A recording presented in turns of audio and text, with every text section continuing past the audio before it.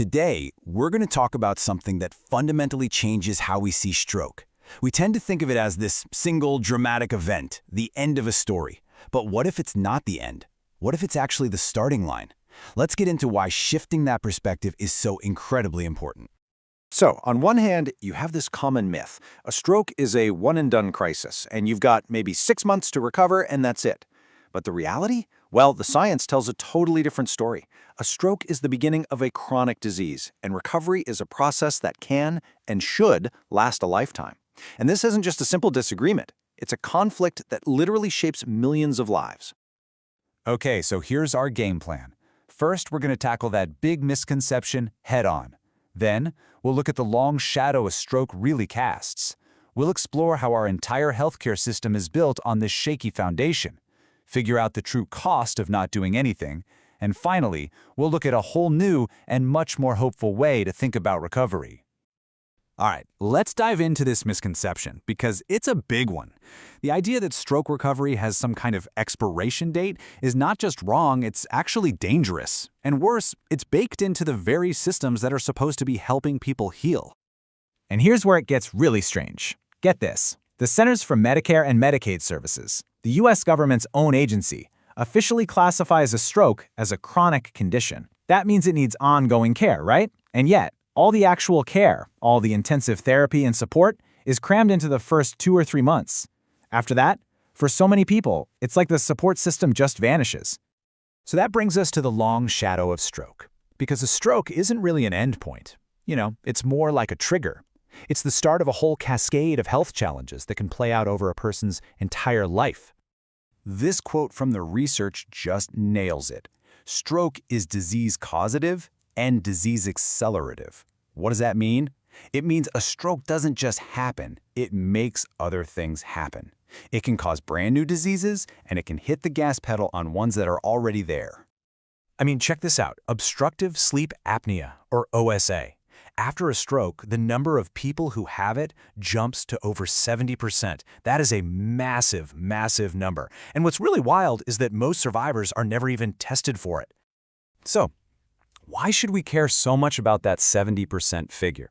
Well, because when OSA goes untreated, it is actively working against recovery. It makes rehab harder, it messes with your attention and memory, and this is a big one, it seriously increases the risk of having another stroke. It's a huge problem, hiding in plain sight.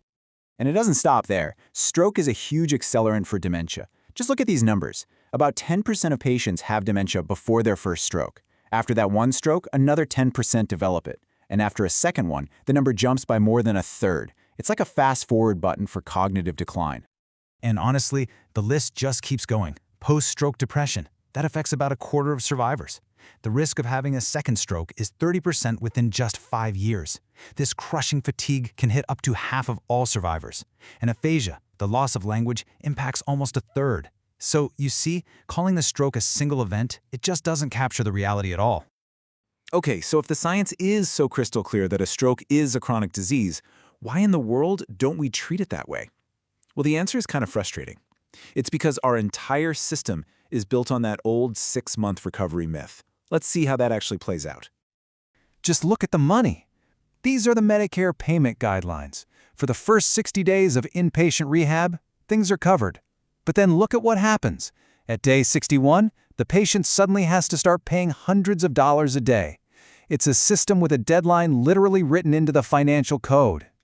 And make no mistake, this isn't some random oversight.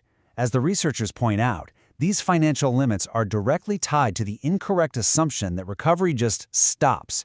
The policies are a mirror of bad science.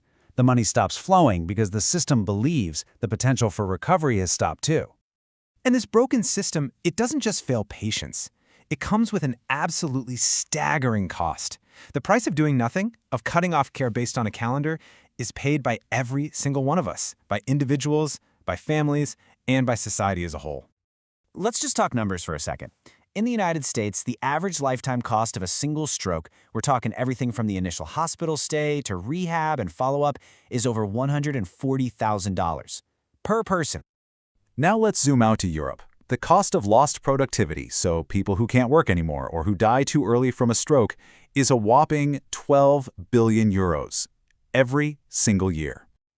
And then there's the cost that we don't always see, the hidden burden, the value of what's called informal care. The time, the energy, the money from family and friends who have to step up when the system steps away, that's estimated at another 16 billion euros. That's the weight carried by loved ones. Okay, so it's pretty clear the old model is broken. It's based on a myth, it ignores the science, and it's unbelievably expensive. So, what's the alternative? Well, it's time we start rethinking recovery altogether, based on a whole new way of thinking about care. Now this, right here, is the most important takeaway from all of this. The scientific evidence is overwhelming and it is clear. The brain's ability to heal, to adapt, to improve after a stroke, it doesn't have an expiration date. Not at 6 months, not at 1 year, not ever. And that means we need to completely change how we think about the idea of a plateau. It is not a dead end. It's what the researchers call an adaptive state. Think of it like being at the gym. When you hit a plateau, you don't just quit, right? No, you change your workout. It's a signal to modify the therapy, to make it harder, to try something new, not to stop. So what would this new model actually look like? It's pretty straightforward, really. 3 steps. 1, long-term monitoring for all those complications, like sleep apnea. 2, continued adaptive therapies that evolve as the patient does. And 3, this is the big one, basing how long care lasts on actual scientific evidence and patient progress, not on some arbitrary date on a calendar. Which really leaves us with one final, crucial question.